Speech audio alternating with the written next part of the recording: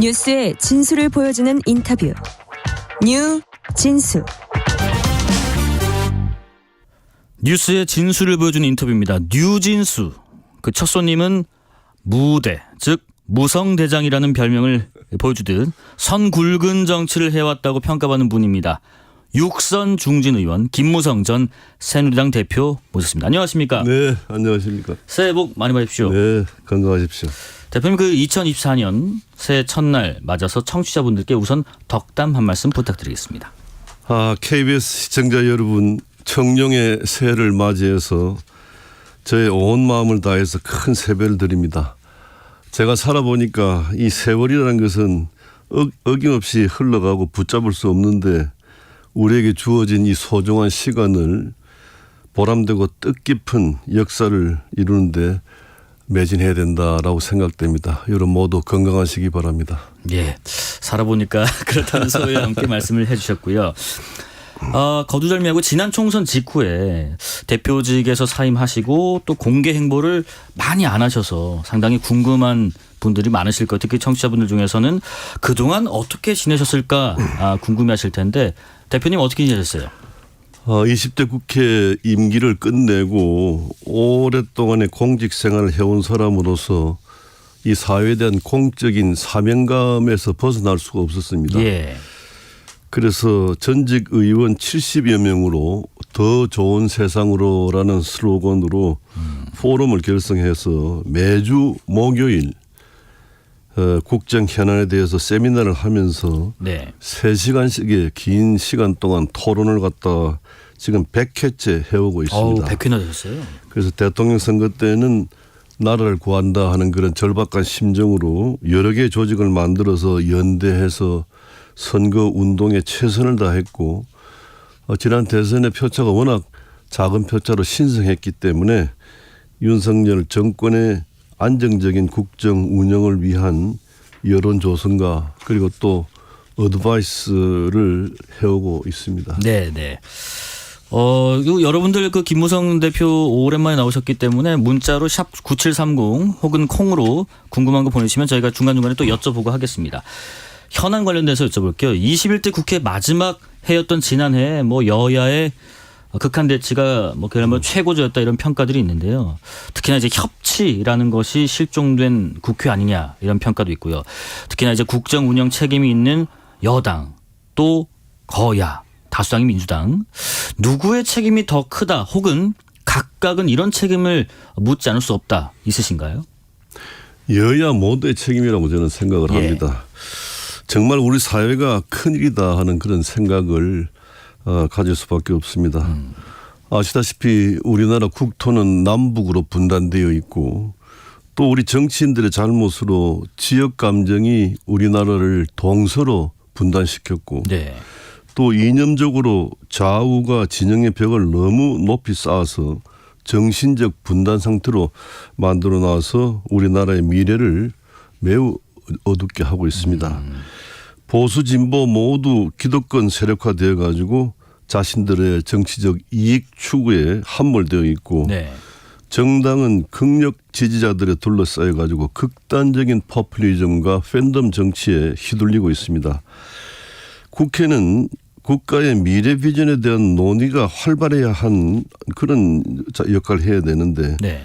지역 말단적인 작은 일로 그것도 저급한 막말 싸움만 벌이고 있고 또 면책 특권 뒤에 숨어서 범법자가 사법 체계를 흔들고 법망을 피하기 위한 방패로 삼는 타락한 정치, 타락한 국회로 전락되었다라고 생각을 하고 있습니다. 예.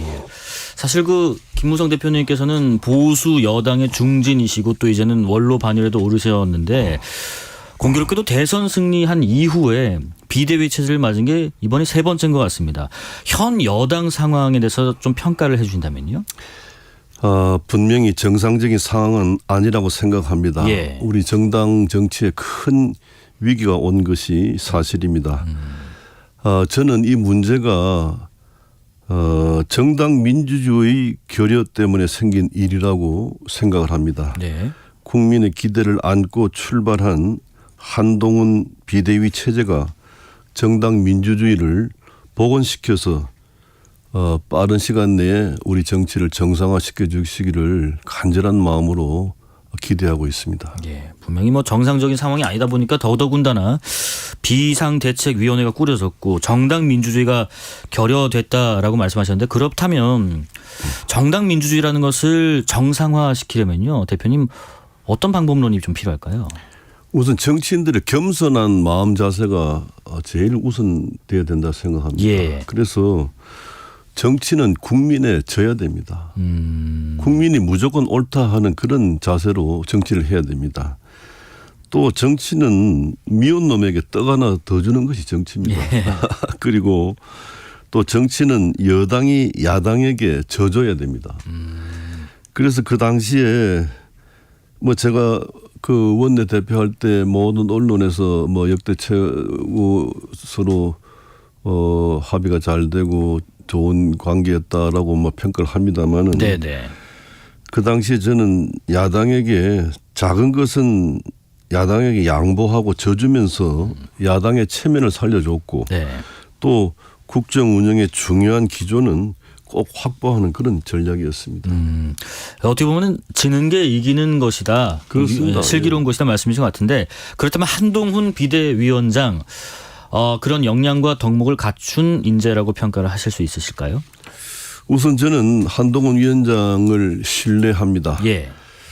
그러나 모든 언론에서 수직적 당정 관계를 지적하고 있지 않습니까? 그래서 비상한 위기가 왔고 이 비상한 위기 해결을 위해서 한동훈 비상대책위원회가 체제가 출범을 했는데 네. 이 수직적 당정관계 해결이 가장 중요하다고 생각을 합니다. 네네. 한동훈 비대위원장께서 이 문제를 해결해 주시기를 기대하고 있습니다.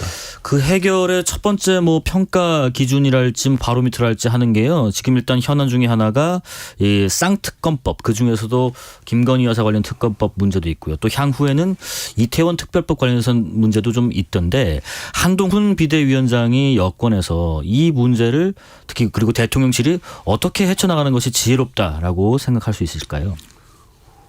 우선 김건희 여사 특검법은 분명히 야당에서 내년 4월 총선에 이것을 악용하기 위해서 만든 법이다는 것이 틀림없습니다. 그래서 이것은 그 프레임에 우리가 말려서는 안 된다고 생각을 하고 대통령은 바로 이것을 거부해야 된다라고 생각이 됩니다. 예. 그러면 대통령실에서 이제 거부권을 행사가 되면은 다시 국회로 공이 넘어오게 될 텐데 그때 국민의힘 비대위 체제도 그 의지를 이행할 수 있도록 방법론을 어떻게 지금 뭐 안철수 의원도 그렇고 여러 가지 뭐 절충안이랄까요? 타협안이랄까 그런 것도 제시하고 있거든요. 원래 시도가 이것은 잘못된 계략에 의한 시도이기 때문에 여기에는 뭐 조금이라도 여유를 갖다 주게 되면 말려 들어가기 때문에 이것은 그는 차단을 갖다 해야 된다고 생각을 합니다. 네, 원천적으로 뭐 타협이나 이런 여지가 있을 수 없는 문제 내용이다 이런 말씀이시고요. 사실은요 많은 분들이 궁금해하셨을 질문일 것 같아요. 저도 개인적으로 이 질문을 첫 질문 드릴까 했는데 그래도 새해니까 새 인사를 드렸고요. 단도직입적입니다. 이번 총선에 출마를 하시는지요, 대표님? 조금 설명을 해도 되겠습니까? 그렇습니다. 지난 4년간 국회를 쉬면서 지켜본 한국 정치의 모습은 우리 정치인들의 막말이 정치를 타락시키고 국민의 불신과 공분을 야기시키는 그런 모습이었습니다. 국회에서 국가 미래 청사진을 만드는데 밤을 지새워야 할 텐데 그래도 시간이 부족할 텐데 양 진영의 극단적인 대립으로 저급한 막말 싸움만 일삼아 왔습니다. 그래서 한국 정치의 품격을 회복시키고 민주주의 회복을 위한 역할을 누군가가 해야 한다는 의무감 때문에 공적인 의무감 때문에 현재 깊은 고민을 하고 있습니다. 그러면 깊은 고민이시라면 조금 더 출마의 가닥으로 가는 쪽이 더 기우신 거 과정이세요? 아니면 정말 반반이신 것 같으세요? 저는 우리 정당 민주화가 확립이 되고 민주적 자유 경선만 보장된다면은 굳이 꼭 내가 이 판에 뛰어들 필요가 없다고 생각됩니다. 그런데 현재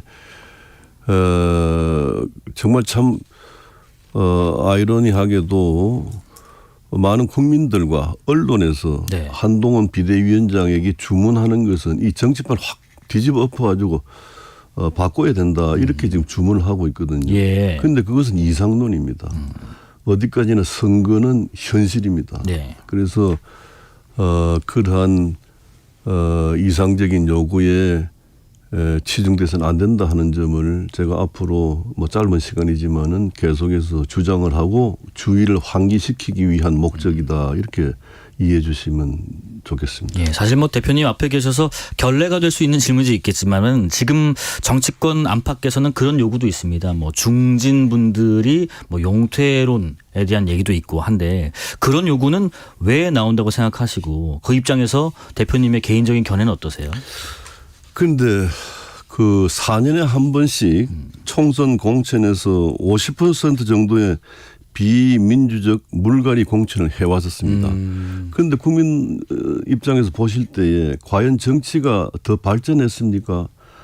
아니면 더 퇴보했는지 이것을 보시면 알 수 있습니다. 네네. 그래서 현재로서는 경험 많고 자격이 있는 중진들의 역할이 지금 더 필요하다고 저는 생각을 합니다. 아, 총선 관련돼서 질문을 계속도 죄송한데 한 가지만 더 드리겠습니다. 지역에서의 외침에 대해서 또 어떤 요구사항이 있는지도 궁금하고요. 또 하나는 혹시 대표님께서 어떤 정당 소속이 아닌 선택으로 출마하실 수도 있는 여지가 있으실지요?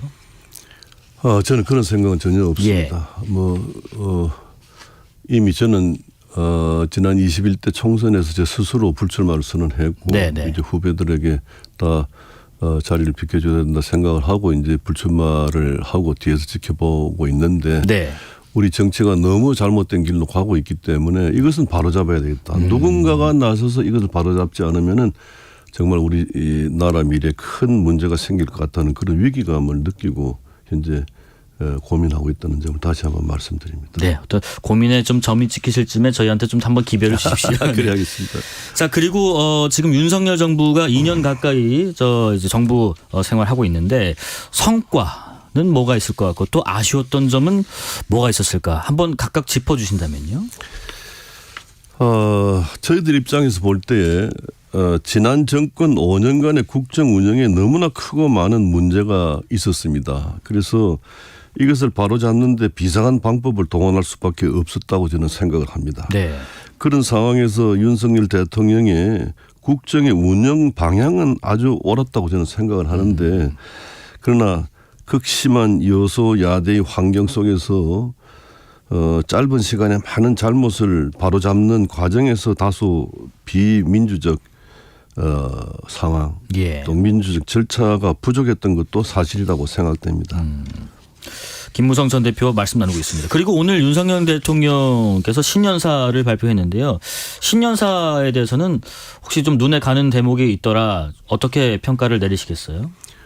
우리 사회를 공정한 사회로 만들겠다고 대통령에 출마해서 당선이 되셨기 때문에 잘못된 우리 사회의 여러 가지 부조리를 바로잡겠다 하는 것은 너무나 당연한 말씀이시고 또 이제 경제가 어려운데 이것은 뭐 우리나라만 겪는 문제가 아니고 윤석열 정부가 잘못돼서 겪는 문제가 아니고 경제의 사이클이 지금 좋지 않은 그런 사이클에 들어갔기 때문에 또 지난 코로나 때문에 전 정부에서 너무나 많은 돈을 풀어서 그 돈을 걷어들이지 않으면은 인플레라는 중병에 걸리기 때문에 인기 없는 정책을 쓸 수밖에 없는 그러한 윤석열 정부의 입장도 잘 이해를 갖다 해 주시고 긴축 재정을 해야 하는 말씀이신 그래서 거죠? 인기 없는 긴축 정쟁을 긴축 그 재정을 계속 고수하고 있는 윤석열 용기에 대해서 저는 높이 평가를 하고 지금 많은 정치권에서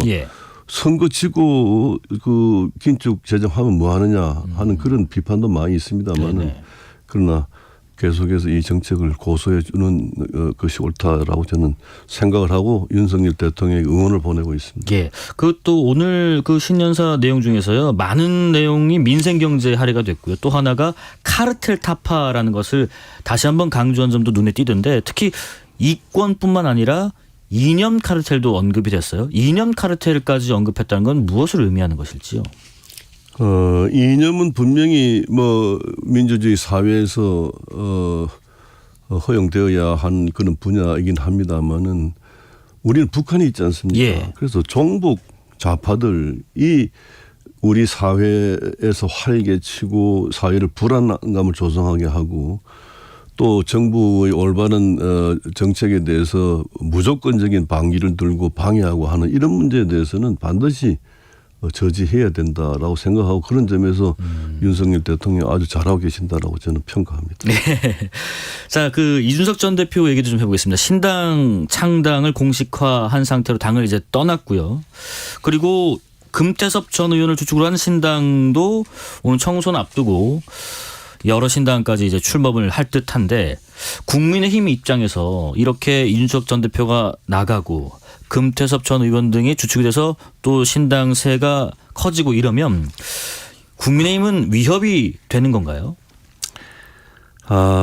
양당의 이런 이제 그 분당해 나가는 그런 이 상태에 대해서는 네.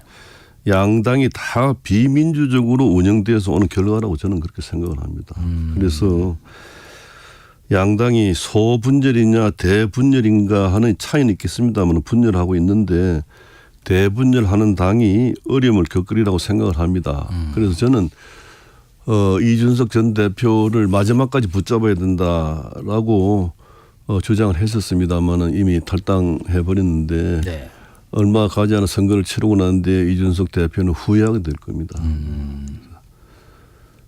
우리가 보통 왜 후회를 할까? 이준석 전 대표 입장에서는 다리를 끊어놓고 이 선거가 끝나기 전까지 같이 뭔가 힘을 합칠 일은 없을 것이랄 거 단언해버렸는데 이준석 전 대표는 왜 후회를 할 수밖에 없게 될까요? 정치는 대의 명분에 입각해야 됩니다. 그런데 우리 국민의힘 당을 지지하는 50%의 우파 국민들은 이준석 대표의 탈당과 신당 창당에 대해서 지지하지 않고 있습니다. 예. 그래서 잘못된 일이고 결국 후회하게 될 것이다라고 생각이 됩니다. 뭐 잠깐 상대당 얘기를 좀 해보면요. 민주당 입장에서는 지금 이재명 대표와 이낙연 전 대표 사이가 점점 더 멀어진 것 같습니다. 이낙연 전 대표는 이번 주 중에 신당 창당을 공식 선언할 것으로 보이는데 우선은요. 민주당에서도 이렇게 원로 입장에서 왜 나갈 수밖에 없는 것인가 이런 판단을 할까 하고요. 그렇게 되면 민주당은 결국 표에서 갈리고 총선에서 좀 힘든 국면을 맞이할 수밖에 없게 될까요? 그동안 우리나라 정당사를 보면은 이길 수 있는 선거를 공천을 잘못해가지고 선거에서도 지고 당은 분열이 되고 이런 결과를 우리는 4년에 한 번씩 끊임없이 보고 있습니다. 예. 그래서 양당이 다 마찬가지입니다. 그래서 공천은 민주적 상향식 공천이엔 답이 없습니다. 네. 이것을 전략 공천, 우선 공천 이런 허울하에 신인들 발탁, 전문가 발탁 이런 핑계를 대고 틈을 만들어서 거기에 대해서 부당한 정실 인사, 공천도 인사거든요. 네네. 그래서 비민주적 방식으로 그런 걸 하다 보면은 결국은 죄 없는 사람이 공천에서 탈락을 하게 되고 그 사람 비분 관계해가지고 결국은 포기하지 않고 또 탈당해 나가서 또 출마를 해서 분열이 돼서 선거 지고 예. 그런 것의 연속입니다. 그래서 잘못된 공천 때문에 선거에 지고 당이 분열되는 것이 어김없이 4년에 한 번씩 반복되는 이 후진적인 정치 문화 이것을 바로잡는 길은 민주주의 복원밖에 길이 없습니다. 예. 마지막으로 지금 이제 총선 전국에 돌입하게 될 본격적으로 돌입한 어쩌면 여야 각 당 지금 혁신 경쟁을 하고 있다라고 얘기도 나오던데 총선에서 승리하기 위해서 특히 국민의힘 입장에서는 이런 부분을 꼭 염두에 두고 혁신을 해 나가야 된다 하고 조언을 하신다면요? 계속 반복해서 강조합니다마는 예. 민주주의를 복원해야 됩니다. 정당 민주주의를 복원해야 됩니다.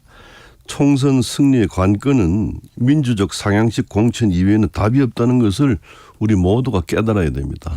어느 당이 먼저 이것을 깨닫고 민주적인 상향식 공천을 하느냐 그 당이 이기게 되어 있다는 점을 저는 분명히 말씀드립니다. 그리고 부수적으로는요. 지금 민주당 입장에서는 공천관리위원장이 추대가 됐지만은 국민의힘은 아직입니다. 공관위원장은 이런 분이 오는 것이 적합하겠다, 적임자겠다. 뭐 한간에는 이뇨한 혁신위원장 얘기도 나오더라고요. 어떻게 생각하세요? 지금 당이 어려워질 때마다 그 원인이 어디서 오는가 하는 것을 찾아가지고 그 문제 해결을 위한 해법을 내놔야 되는데 네. 당이 어려울 때마다 비상대책위원장 또는 혁신위원장을 모셔오면서 외부에서 명망가를 모셔오거든요. 그랬었습니다. 그분들 정치를 잘 모르는 분들이에요. 분명히 왜 이래 됐는가 원인을 정치 전문가는 우리는 잘 알고 있는데 우리한테는 기회를 주지 않고 비전문가들이 외부 인사에 와가지고 그게 해법이 될 수가 없습니다. 그래서 예. 정치를 잘 아는 그런 사람이 잘못된 진단을 해가지고 그 진단에 따른 해법을 하게 되면은 성공하게 되는 거죠. 그런데 그 너무나 당연한 이치를 깨닫지 못하고 다른 방법을 쓰므로써 더 당이 혼란에 빠지는 그런 경우를 숱하게 저희들은 봐오고 있습니다. 그럼 비정치인으로 구성된 비상대책위원회와 공관위는 분명히 다른 성격이기 때문에 그 점을 잘 직시해야 된다 그 말씀이신가요? 그렇습니다. 예. 정치의 새로운 변화된 모습을 보여주기 위한 목적으로 젊고 신선한 생각을 가진 비대위원을 모셔온 것까지는 이해가 가는데 예. 공천은 우리가 동료 의원들의 사람 됨됨이를 너무나 잘 알고 있거든요. 그렇습니다. 그 내용 아는 사람이 공천 심사를 해야 되죠. 그리고 제가 당대표할 때 공천심사위원회라는 이름을 공천관리위원회로 바꿨습니다. 공관위 그렇죠. 네. 왜 무슨 말인가 하면 공천에 대해서는 상향식 공천을 해야지 인간이 인간을 심사하고 평가하는 일 하지 마라. 예. 그래서 시스템에 의한 공천을 하라. 그래서 공천관리위원회라는 이름을 붙이게 된 거죠. 잘 알겠습니다. 여기까지 듣겠습니다. 지금까지 김무성 전 새누리당 대표였습니다. 고맙습니다. 네, 감사합니다. 6시에 2부 이어가겠습니다.